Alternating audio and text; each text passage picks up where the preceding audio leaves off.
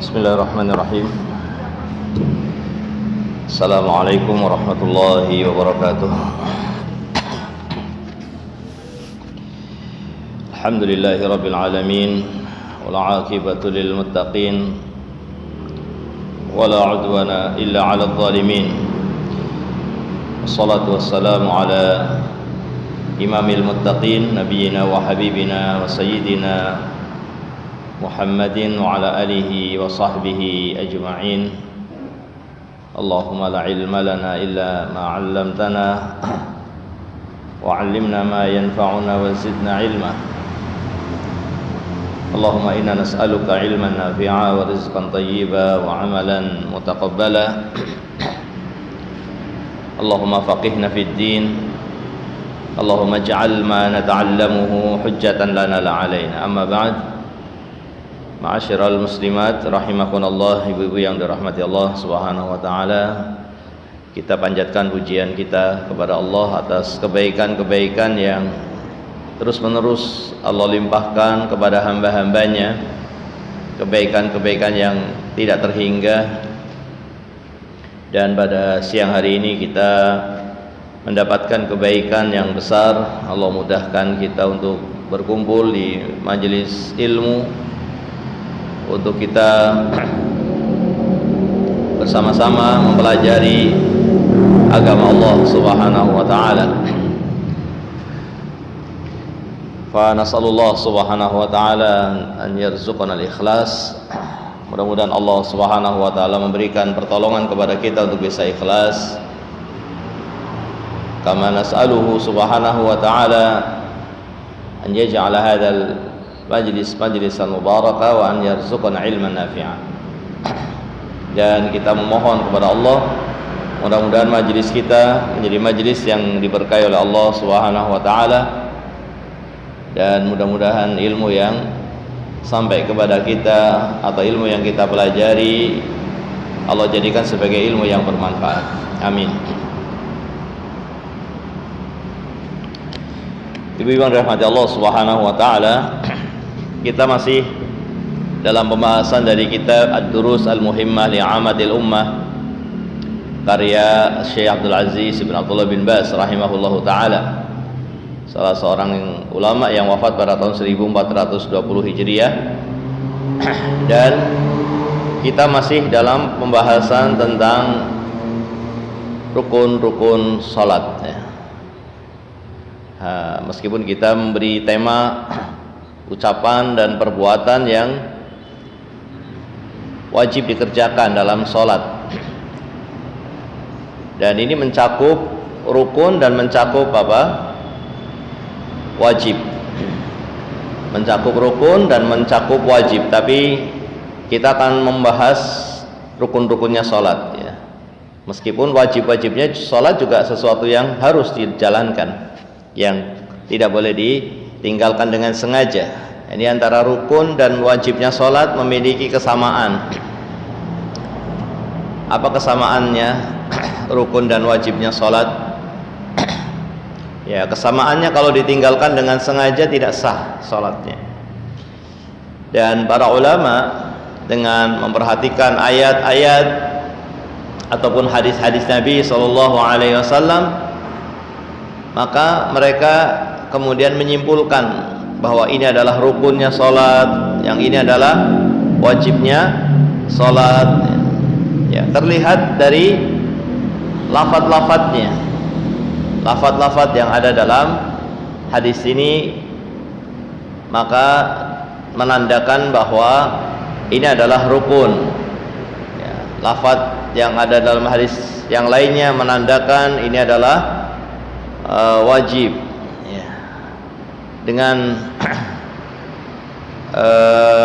tanda-tanda dan kaidah-kaidah yang ada pada para ulama, maka para ulama bisa mengklasifikasikan mana yang rukun, mana pula yang wajib ya. Nah, ini bisa berupa ucapan, bisa berupa perbuatan, yaitu yang membentuk sholat.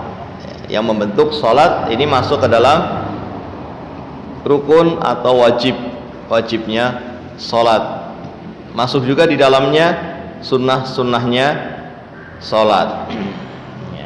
Tapi sunnah-sunnahnya salat itu melengkapi, sebagai pelengkap ya, dan bukan sebagai sesuatu yang menentukan sah dan tidak sahnya salat. Hanya saja tentu saja semakin kita mencontoh Rasulullah sallallahu alaihi wasallam dalam salat kita, maka tentunya ini akan semakin memberikan nilai yang lebih sempurna dalam salat kita. Semakin kita mencocoki Rasulullah sallallahu alaihi wasallam dalam salat kita, maka akan semakin membuat salat kita diterima oleh Allah Subhanahu wa taala, dan ini hal yang sangat besar ya dalam maksud ibadah kita, karena kita bukan hanya sekedar beribadah, tetapi kita juga berpikir bagaimana ibadah saya akan menjadi ibadah yang diterima. Bukan hanya sekedar saya alhamdulillah tadi sudah sholat ya, alhamdulillah saya kemarin sholat, alhamdulillah saya selalu sholat ya. Tetapi ada hal yang juga sangat penting, bagaimana agar sholat kita menjadi sholat yang diterima. Begitu pula ibadah yang lainnya. Sekarang kaum muslimin baru selesai melakukan ibadah haji, maka masalahnya bukan sekedar saya alhamdulillah sudah haji, tetapi dia harus ya, berpikir bagaimana agar hajinya menjadi haji yang diterima ya. Oleh karena itu semakin kita mencocoki Rasulullah sallallahu alaihi wasallam, maka akan semakin besar ibadah kita diterima oleh Allah Subhanahu wa taala, sehingga kita berusaha juga untuk di samping menjalankan yang rukun ya, kita juga menjalankan yang di samping menjalankan yang rukun dan yang wajib, kita juga menjalankan yang sunnah. Hanya saja para ulama di dalam buku-buku fikih membedakan antara mana yang rukun, mana yang wajib, mana yang sunnah, karena nanti terkait dengan hukum ketika tidak menjalankannya. Ketika tidak menjalankan yang rukun dan tidak menjalankan yang wajib dengan sengaja, maka tidak sah salatnya. Ketika meninggalkan yang sunnah dengan sengaja, bagaimana? Meninggalkan sunnah dengan sengaja tentunya tidak menyebabkan tidak sah, salatnya tetap sah ya. Hanya saja tadi ketika kita semakin menjalankan dengan sempurna ya, termasuk yang sunnah, maka akan semakin baik salat kita, akan semakin khusyuk ya, karena gerakan-gerakan salat dan ucapan-ucapan salat jika kita lakukan dengan sebenar-benarnya, maka akan membuat salat kita semakin sempurna, termasuk dalam sisi kekhusyuannya ya. Dan pada pertemuan yang lalu ibu yang rahmat Allah Subhanahu wa taala sudah kita sampaikan sebagian dari rukun-rukunnya salat. Yang pertama apa ibu?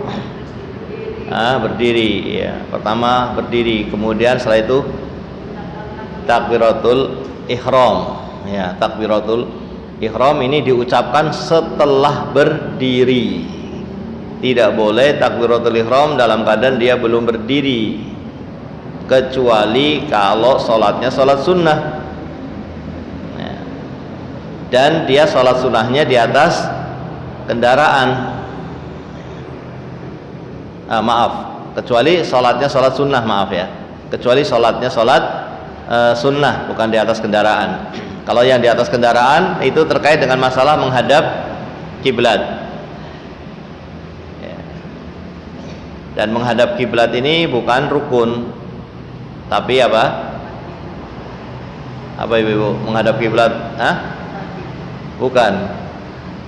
Menghadap kiblat adalah syarat ya, dia syarat karena dia tidak membentuk sholat. Dia tidak membentuk sholat dan dia tidak pernah berubah-ubah. Berbeda dengan rukun dan wajib, dia itu membentuk sholat berupa ucapan dan perbuatan, dan dia berubah-ubah, berganti-ganti dari berdiri kepada ruku. Adapun menghadap kiblat ya dia harus menghadap kiblat terus selama dia sholat ya. Dia harus menghadap kiblat, kecuali tadi sholatnya sholat sunnah di atas kendaraan ya.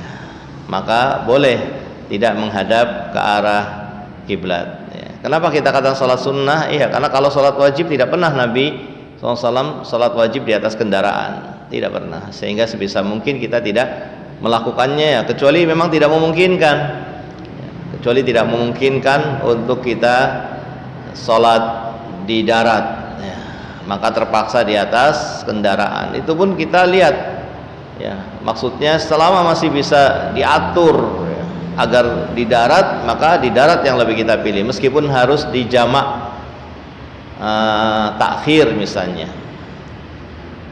maka kita memilih untuk sholat di darat ya, daripada sholat di atas kendaraan.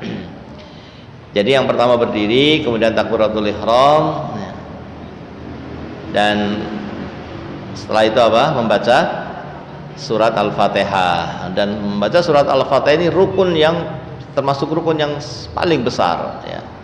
Dan ini rukun tapi bagi imam dan bagi orang yang sholat sendiri. Bagi imam dan bagi orang yang sholat sendiri. Adapun bagi makmum, maka para ulama memasukkan ke dalam wajib. Bagi makmum dimasukkan oleh para ulama sebagai hal yang wajib ya. Sehingga tidak harus dibaca secara lengkap bagi yang tidak memungkinkan untuk membacanya secara lengkap. Ini bagi makmum ya, jangan salah paham, bagi makmum. Adapun bagi imam maka harus lengkap, dibaca semuanya bagi imam. Bagi munfarid, orang yang sholat sendiri juga harus membacanya dengan lengkap. Tapi bagi makmum kadang waktu membacanya nggak ada ya, kadang belum selesai membaca Al-Fatihah imamnya sudah ruku, maka membaca Al-Fatihah bagi makmum bukan menjadi rukun, tapi menjadi hal yang wajib ya, menjadi hal yang wajib, dan itu dilakukan semampunya sesuai dengan keadaan ya. Bahkan seandainya pun tidak bisa membaca sama sekali, satu ayat pun tidak bisa dia baca karena setelah Allahu Akbar imamnya sudah ruku ya, atau bahkan kita masuk ke shaf imamnya sudah ruku, maka cukup kita takbiratul ihram dan kemudian setelah itu ruku ya. Tapi ingat takbiratul ihramnya dengan berdiri ya, dalam posisi betul-betul sudah berdiri. Dan ini surat Al-Fatihah ini ya, surat yang sangat agung, paling agungnya surat di dalam Al-Quran,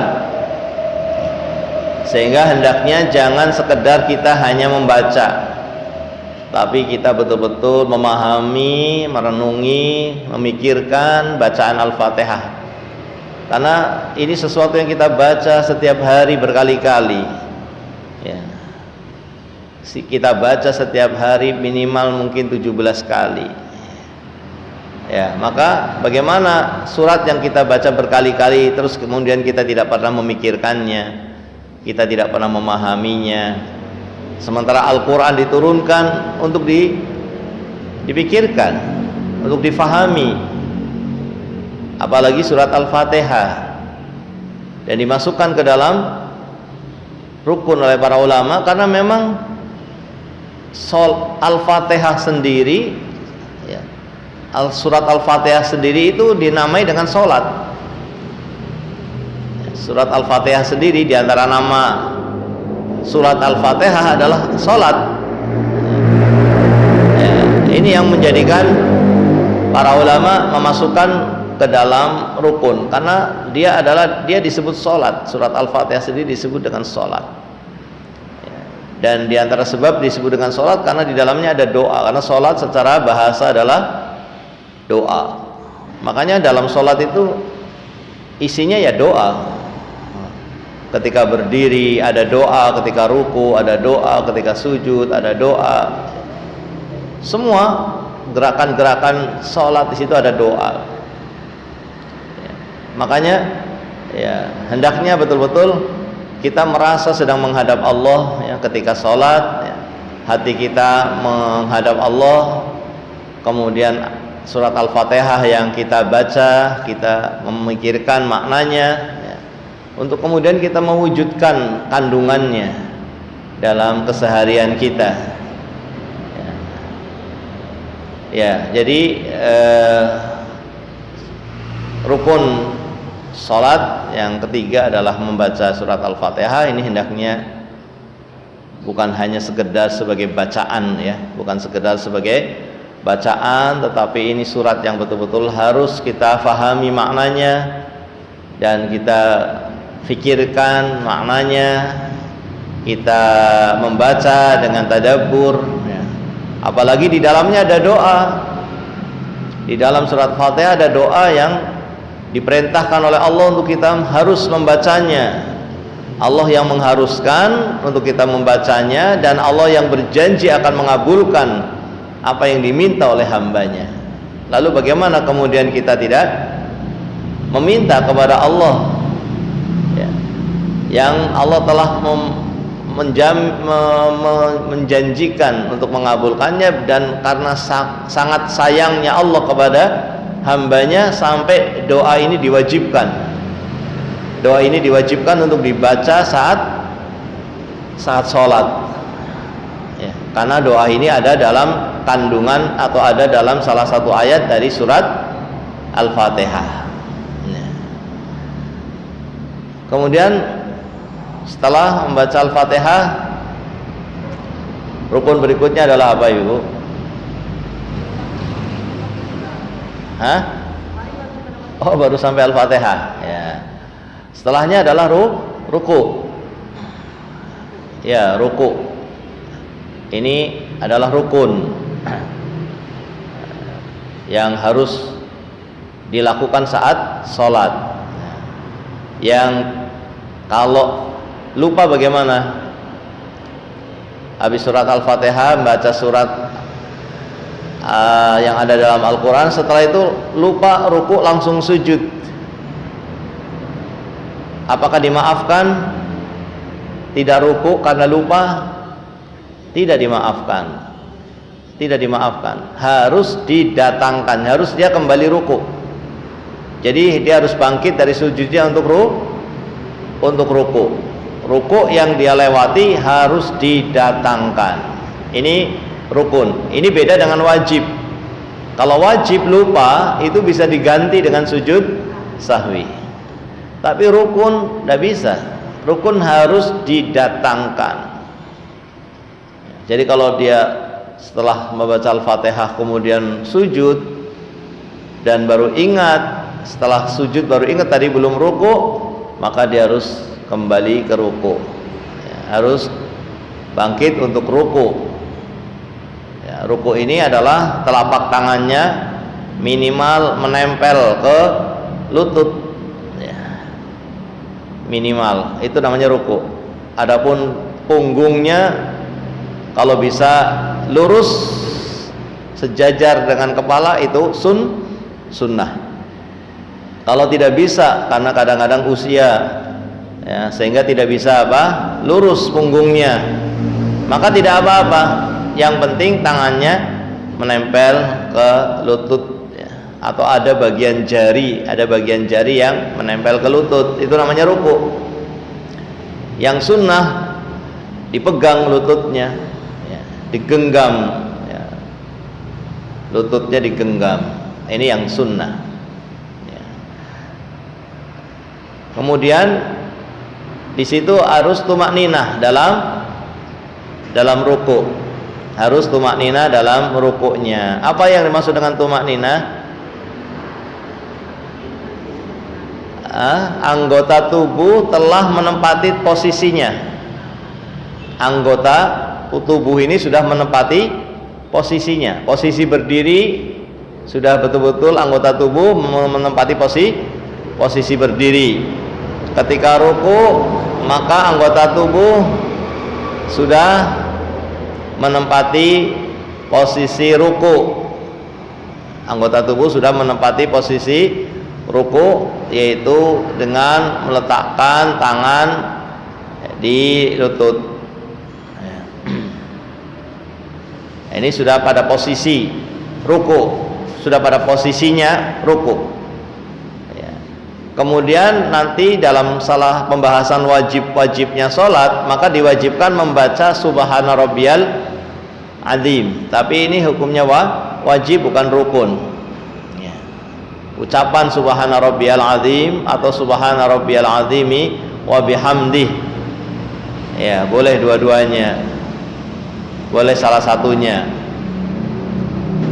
dan wajibnya sekali.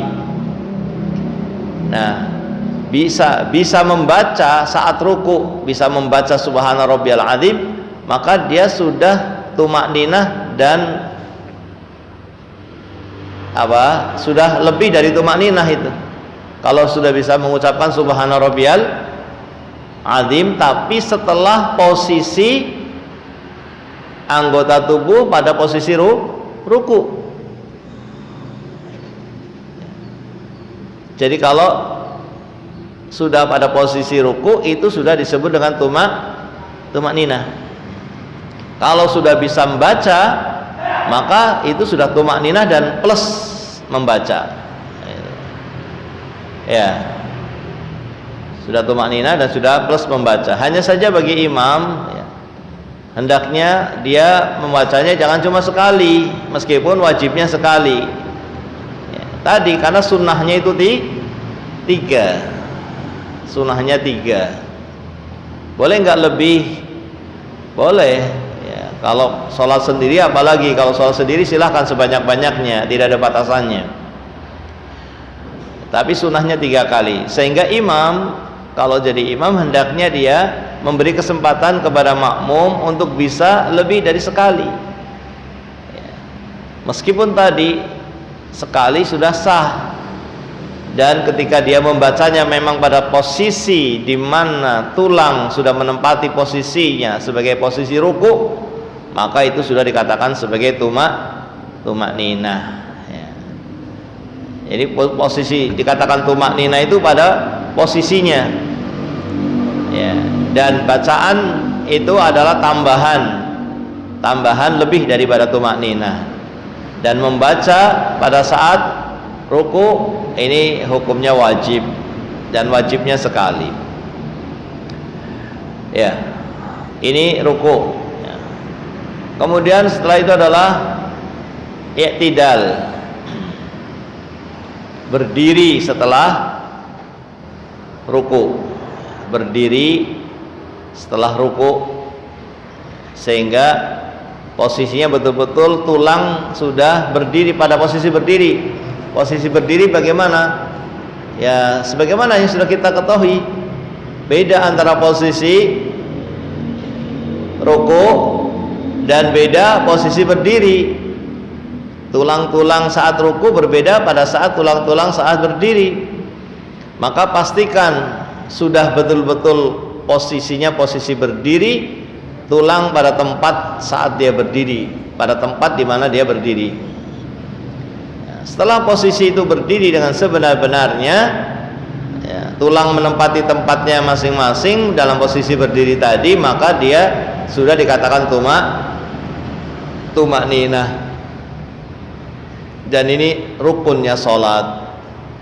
Rukunnya sholat juga tumakninah. Tumakninah dalam hal apa? Dalam ruku, tumakninah dalam i'tidal, ini tumakninah. Ya. Kemudian setelah i'tidal adalah sujud. Dan sujud itu dengan 7 anggota badan. Sujud itu dengan 7 anggota badan. Ya, ini harus 7 anggota badan ini harus, ya, harus diletakkan di lantai atau diletakkan di sajadah misalnya, atau di tikar. Harus nempel 7 anggota tubuh ini. Ini harus kalau ini. Kalau ruku tadi Ruku itu yang sunnah punggungnya lurus dengan kepala, kepala tidak terlalu merunduk dan kepala tidak terlalu ke atas, tapi lurus dengan apa, punggung. Tapi ini hukumnya sunnah. Adapun sujud dengan 7 anggota tubuh, ini hukumnya harus. Tidak dikatakan sujud kalau 7 anggota tubuh ini nggak nempel di tempat sujud. Apa saja? Yang pertama, dahi dengan hidung. Dahi dengan hidung ini 1 anggota tubuh. Kemudian jari-jari atau telapak tangan dengan jari-jarinya. Ya, telapak tangan juga harus nempel ke tempat sujud. Lutut, kedua lutut. Nah, sudah berapa ini? Ada 2 telapak tangan, ada 2 lutut, 4 ada dahi dan hidung, ada 5 sudah. Berarti kurang 2. Mana yang 2? Jari-jari telapak kaki. Ini harus nempel ke tempat sujud. Ya, sebagian ada yang kaki, jari-jari kaki kirinya nempel, tapi jari-jari kaki kanannya di atas kaki kiri misalnya, atau ada sebaliknya. Jari-jari kaki kanannya nempel, tapi jari-jari kaki kirinya di atas kaki kanan. Nah, ini tidak sujud namanya. Ya, dan sujud itu ya, kepala itu posisinya di bawahnya punggung itu di atas. Ya. Atau batas punggung, batas pinggang. Nanti pinggang itu harus di atasnya kepala. Ini sujud yang sujud dalam posisi yang normal, begitu. Jadi harus kepalanya itu di bawahnya pinggangnya, ya, atau batas punggungnya. Kenapa kita katakan itu? Karena ada juga orang yang dia mungkin mau sujud, tapi ada tangga misalnya, di depannya ada tangga. Terus dia sujudnya di dahinya ditaruh di atas tangga. Di atas apa itu bahasa Jawanya itu? Undak-undakan itu. Itu kira-kira kepala dengan punggungnya bagaimana? Rata ya. Maka itu tidak dikatakan sujud. Tidak dikatakan sujud. Kalau sejajar kepala dengan punggung atau dengan pinggang sejajar, ya itu bukan sujud, meskipun dahinya nempel. Ya. Maka ini ya dikatakan sujud ketika posisi pinggang di atas kepala. Dan harus dengan 7 anggota tubuh tadi sudah pada tempatnya masing-masing. Ya, dahi dan hidung sudah di lantai, 2 telapak tangan sudah di lantai, 2 lututnya juga sudah menempel di lantai, dan jari-jari kaki, telapak kaki juga sudah menempel di lantai. Ya, ini baru dikatakan sujud. Setelah sujud apa ibu-ibu? Rukunnya sholat apa? Bangkit dulu. Bangkit dari sujud. Setelah bangkit dari sujud, rukunnya sholat apa? Duduk. Duduk di antara 2 sujud. Jadi ada 2, ada bangkit, ada duduk. Kenapa kita katakan ada bangkit? Karena kadang ada orang yang bangkit dari sujud bukan karena mau duduk.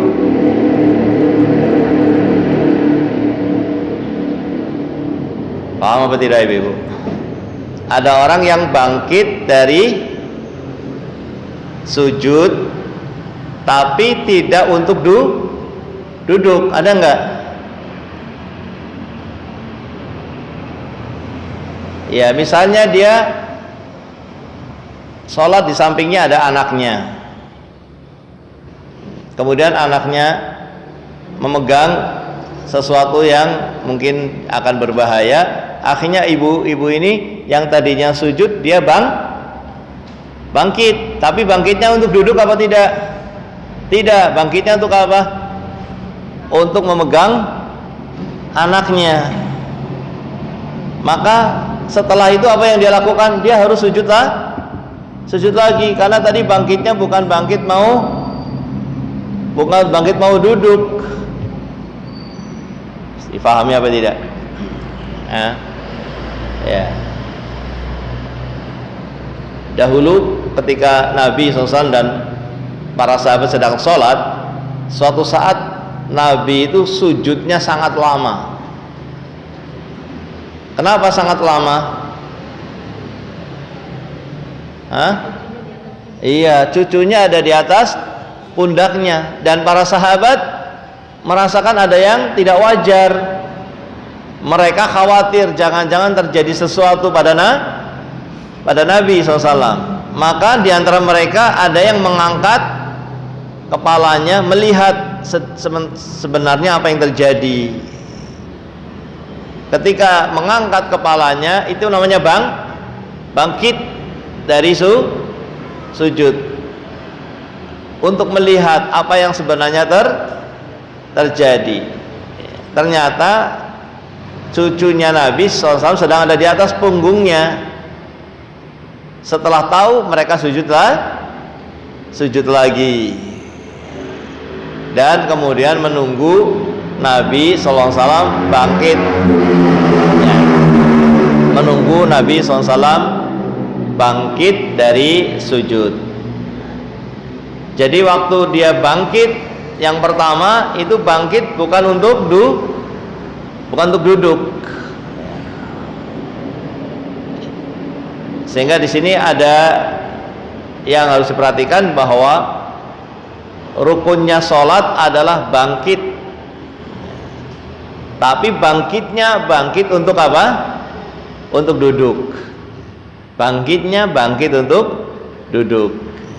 Maka disendirikan, bangkit untuk duduk adalah rukun, kemudian setelah itu duduknya juga rukun. Duduknya di antara dua sujud itu juga rukun. Nah, duduk di antara dua sujud ini juga harus tumak-ninah. Ya, harus sudah benar-benar duduk. Setelah posisi benar-benar duduk, kemudian dia membaca Subhana Rabbiyal Azim minimal satu kali. Boleh juga ditambah dengan yang lainnya dari hukumnya sunnah. Maaf Bu, membaca apa tadi? Duduk di antara dua sujud bukan Subhana Rabbiyal. Membaca apa? Rabbil firli, maaf ya. Membaca Rabbil firli minimal satu kali. Dan boleh dilengkapi dengan Rabbil firli warhamni warzuqni, boleh. Tapi yang wajib adalah apa? Yang wajib adalah Rabbil firli. Ya, untuk pembahasan wajib-wajibnya sholat ya, nanti kita tambahkan. Yang sekarang kita lagi fokus adalah apanya? Rukunnya. Rukunnya sholat adalah duduk di antara dua sujudnya itu. Dan itu harus dilakukan dengan tumak-ninah. Ya, posisinya betul-betul posisi yang sudah betul-betul duduk. Setelah posisinya betul-betul duduk, maka setelah itu sujud kembali. Sujud yang kedua. Ya, sujud yang kedua. Nah, ini disebutkan oleh para ulama sebagai rukun. Diambil dari hadis musi fi sholatihi, al-musi'u fi sholatihi. Jadi ada hadis yang menceritakan orang yang sholatnya itu salah, dan dia sholatnya dilihat oleh Nabi. Nabi sedang di masjid, orang itu sholat di masjid, kemudian orang itu setelah selesai sholat mendatangi Nabi Sallallahu Alaihi Wasallam, mengucapkan salam, kemudian Nabi menjawab salam, kemudian Nabi mengatakan kepada orang tadi, irji fasolli fa innaka lam tusolli, kamu sholat lagi sana karena kamu tadi belum sholat. Padahal sudah takbiratul ihram sampai salam, tapi dikatakan belum sholat. Inilah pentingnya ilmu. Jangan sampai kita nanti di hadapan Allah Subhanahu wa ta'ala dikatakan kamu belum sholat.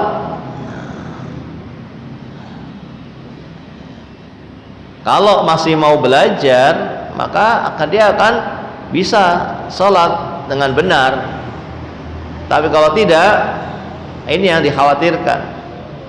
Makanya setelah orang tadi 3 kali salah dalam sholatnya, kemudian orang tadi mengatakan kepada Nabi, alimni fa'alimni as-sholah, ajarilah aku sholat. Kemudian Nabi mengajari dia sholat, dan disebutkanlah hal-hal yang tadi kita sebut dengan rukun sholat itu ya.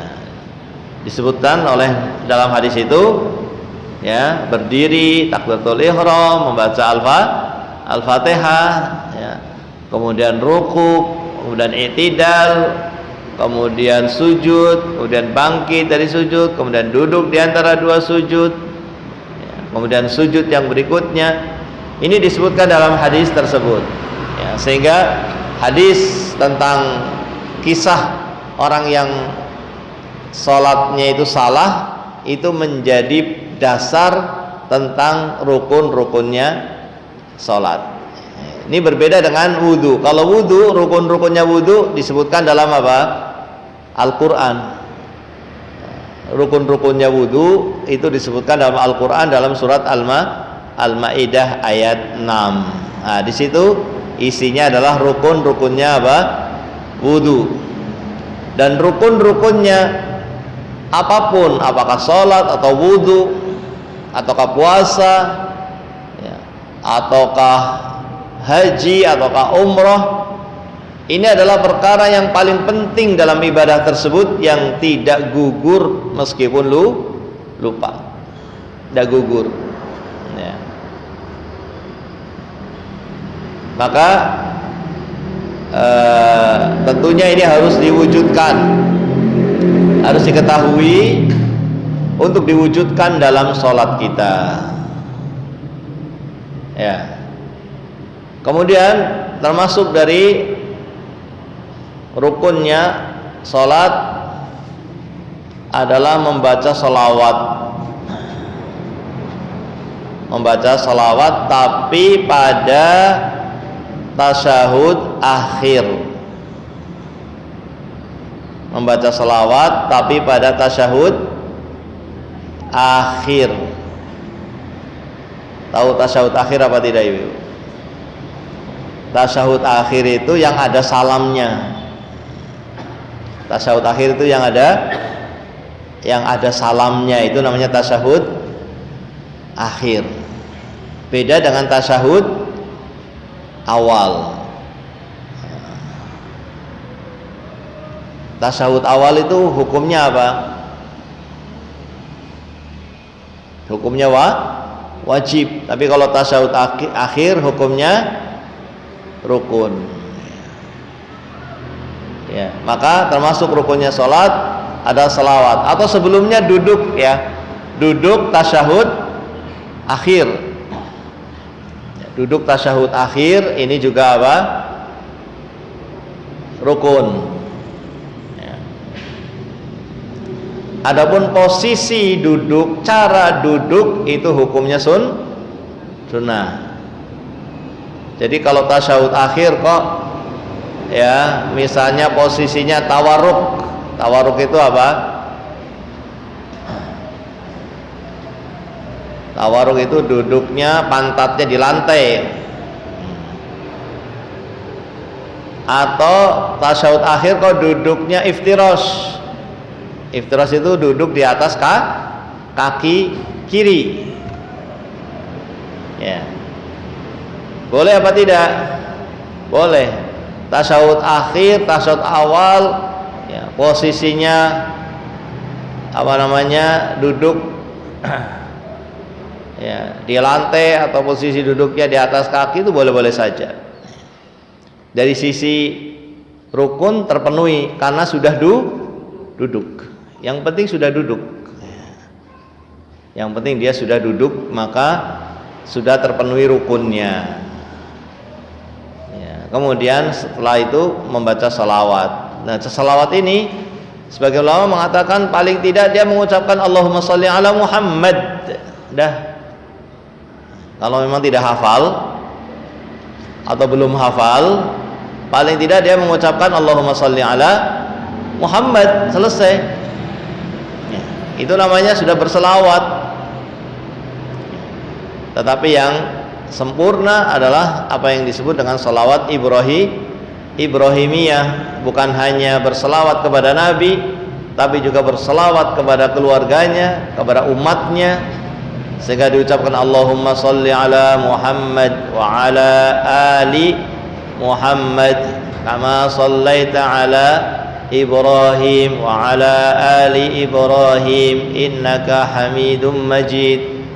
Allahumma barik ala Muhammad wa ala ali Muhammad kama barakta ala Ibrahim wa ala ali Ibrahim innaka Hamidum Majid.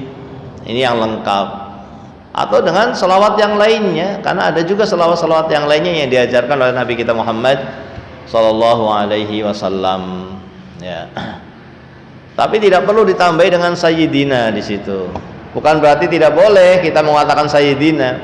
Sayyidina itu benar, boleh, bahkan kita harus meyakini Nabi Muhammad SAW sebagai sayyiduna, harus. Itu keyakinan kita. Ya, tetapi dalam beribadah kita mencontoh Rasul SAW. Dan para sahabat ketika meminta diajari bagaimana berselawat, Nabi SAW mengajarinya tanpa sayyidina. Ya. Mungkin ada yang mengatakan, ya kalau Rasulullah SAW kan tawadhu, ya, merendahkan hati, rendah hati, sehingga ketika mengajari tidak pakai sayyidina. Tapi kita umatnya yang tahu dirilah, masa kita hanya mengatakan Muhammad saja nggak pakai sayyidina? Paham apa tidak, Ibu? Ada yang mengatakan seperti itu. Ada yang mengatakan apa? Kita sebagai umatnya yang harus tahu diri, maksud hanya nyebut namanya saja. Nabi Muhammad SAW memang mengajarinya nggak pakai sayyidina, karena Nabi Muhammad apa? rendah hati, nggak mau dipuji, nggak mau disanjung-sanjung, sehingga waktu mengajari itu tidak pakai sayyidina. Tapi kita sebagai umatnya harus tahu diri. Kira-kira bagaimana jawabannya, ibu-ibu?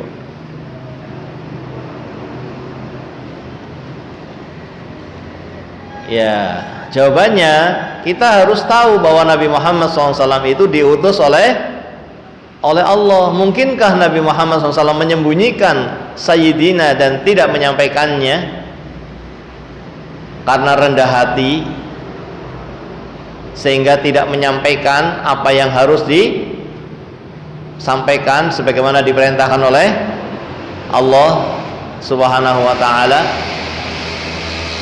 Ya, tentunya tidak mungkin. Kalau memang itu adalah perintah Allah, pasti akan disampaikan. Tapi karena memang itu bukan perintah dari Allah, maka beliau tidak menambahi sayyidina, meskipun kita meyakini beliau adalah sayyidina. Itu wajib meyakini Nabi Muhammad sebagai sayyidina, pemimpin kita, itu wajib.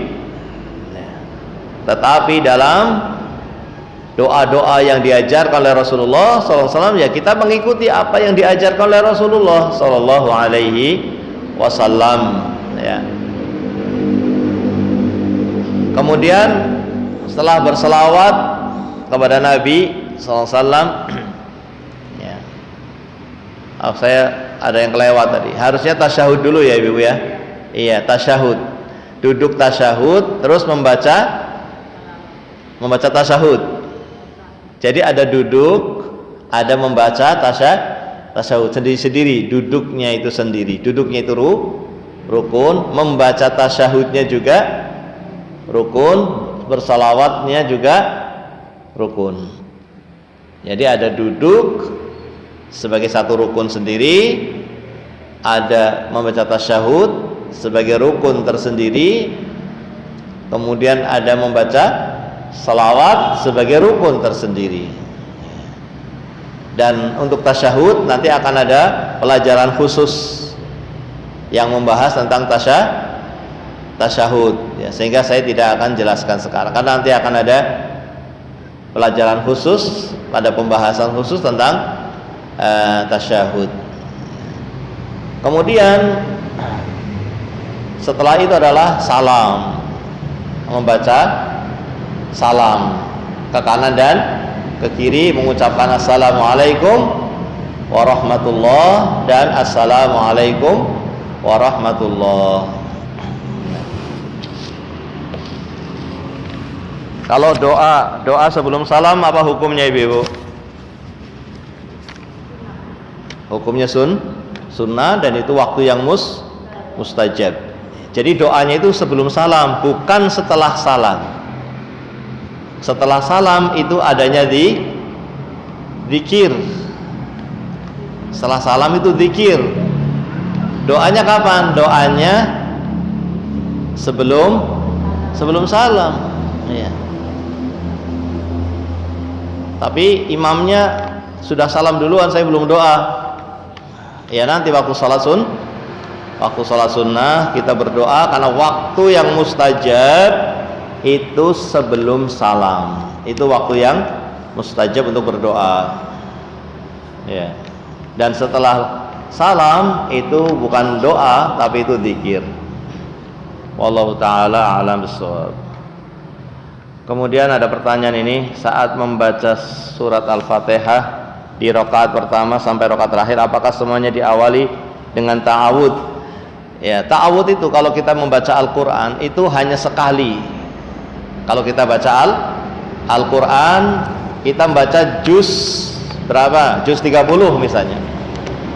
Kita baca juz 30 dari surat An-Naba sampai surat An-Nas. Ta'awudnya berapa kali? 1 kali.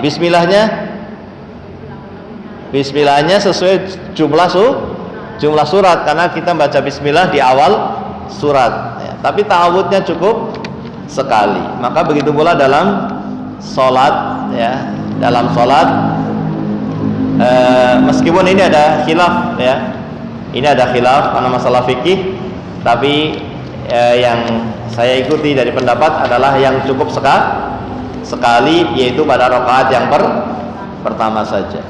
Ya, membaca ta'awudnya a'udzubillahi minasyaitonir rajim. Kalau bisa ditambahi dengan min hamzihi wa nafthihi wa nafthihi, atau bisa juga a'udzubillahis samii'il alim. A'udzubillahis samii'il alim minasyaitonir rajim min hamzihi wa nafthihi wa nafthihi. Tapi kalau tidak hafal atau tidak tahu ya, yang paling tidak mengucapkan a'udzubillahi minasyaitonir rajim. Ya, ini dibacanya sekali di rakaat yang pertama saja. Wallahu taala a'lam bissawab. Mudah-mudahan Allah selalu memperbaiki agama kita dan mudah-mudahan Allah memberikan taufiknya kepada kita untuk kita bisa beribadah sesuai tuntunan. Oh, ada lagi nih. Ini enggak apa-apa, ini waktunya tidak apa-apa Ibu. Yang ada keperluan boleh meninggalkan. Ya, gimana Bu?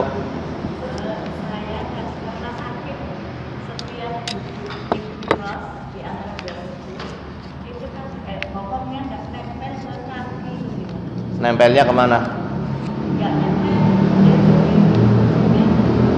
Oh, jadi kayak posisi mau duduk saja, tidak sampai duduk. Oh iya, tidak mengapa karena tidak mampu.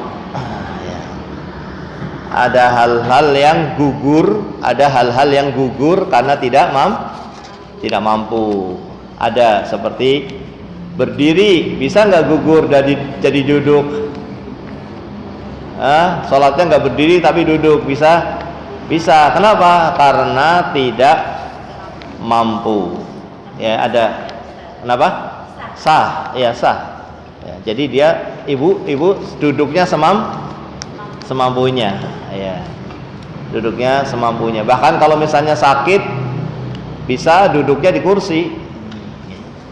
Kalau memang posisi seperti itu kan juga capek. Iya, posisi seperti mau duduk kan menahan beban. Ya. Maka tidak mengapa sambil duduk.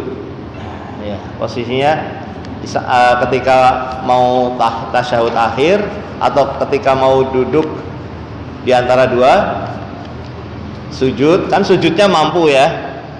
Sujudnya mampu, tapi duduknya yang tidak mampu, ya boleh sambil duduk di atas kursi. Nanti berusaha itu sujud lagi. Tapi kalau masih mampu dengan posisi yang seperti tadi, maka tidak apa-apa karena semampunya. Ya. Ini ada pertanyaan juga, bacaan salam di sholat perlukah lengkap, bolehkah lengkap? Perlukah lengkap atau bolehkah lengkap? Maksudnya lengkap apa? Assalamualaikum warahmatullahi itu. Ya begitu. Atau boleh nggak assalamualaikum saja? Boleh, tapi yang sering dilakukan oleh Nabi assalamualaikum warahmatullahi. Boleh nggak assalamualaikum warahmatullahi wabarakatuh? Boleh, tapi yang sering bukan itu. Jadi jangan dijadikan kebiasaan. Setiap salam assalamualaikum warahmatullahi wabarakatuh, assalamualaikum warahmatullahi wabarakatuh. Itu boleh, tapi jangan menjadi kebiasaan. Karena kebiasaannya Nabi SAW itu adalah assalamualaikum warahmatullahi. Tapi Nabi pernah hanya dengan assalamualaikum saja pernah. Assalamualaikum warahmatullahi wabarakatuh juga pernah. Tapi yang sering adalah assalamualaikum warahmatullahi saja. Itu yang sering. Gitu. Kapan bacaan ta'awud saat sholat? Bacaan ta'awud tadi sebelum membaca Al-Fatihah. Ya. Sebelum membaca Al-Fatihah itu membaca ta'awud. Ya. Atau bukan itu maksud pertanyaannya?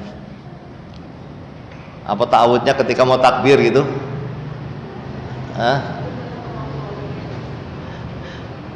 Kalau mau takbir, mungkin kalau diganggu setan, iya, ketika mau sholat, mau takbir diganggu setan, maka boleh kita mengatakan a'udzubillah. Nah, tapi sebetulnya kita sudah ta'awud ketika masuk masjid. Ketika masuk masjid kita sudah ta'awud. Mengucapkan apa ibu-ibu? Kita mengucapkan a'udzubillahil azim wa biwajhihil karim wa sultanihil qadim minasyaitonir rajim. Bismillahi wassalatu wassalamu ala rasulillahi. Allahumma aftahli abwaba rahmatik. Jadi sudah ta'awud. Sebetulnya kita sudah dari waktu masuk masjid. Ya.